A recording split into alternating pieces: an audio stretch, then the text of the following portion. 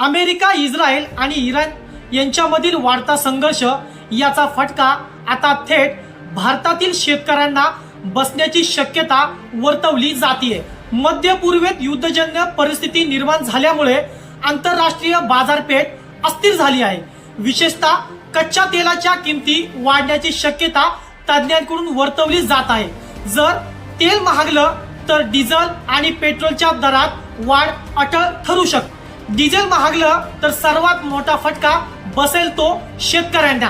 नांगरणी, पंपिंग आणि ट्रान्सपोर्ट या सर्वांचा खर्च वाढणार। त्याचबरोबर भारतातून मध्य पूर्वेत होणाऱ्या केळी निर्यातीवरही परिणाम होऊ शकतो। जहाज वाहतूक मार्ग असुरक्षित झाले तर एक्सपोर्ट मध्ये अडथळे निर्माण होऊ शकतात। जर केळी एक्सपोर्ट थांबला किंवा मंदावला तर स्थानिक बाजारात दर कोसळण्याची भीती आहे। याचा थेट परिणाम शेतकऱ्यांच्या उत्पन्नावर होऊ शकतो। एकीकडे आंतरराष्ट्रीय युद्ध आणि दुसरीकडे भारतातील शेतकरी संकटाच्या उंबरठ्यावर। आता केंद्र सरकार काय पावले उचलणार, डिझेल दर, निर्यात धोरण आणि शेतकऱ्यांसाठी मदत हेच ठरणार पुढील काळात निर्णायक। जागतिक युद्धाचा परिणाम आता थेट भारतीय शेतकऱ्यांवर देखील बसण्याची शक्यता आहे। तर मित्रांनो, फॉलो करा अशा महत्त्वाच्या विश्लेषणासाठी। धन्यवाद।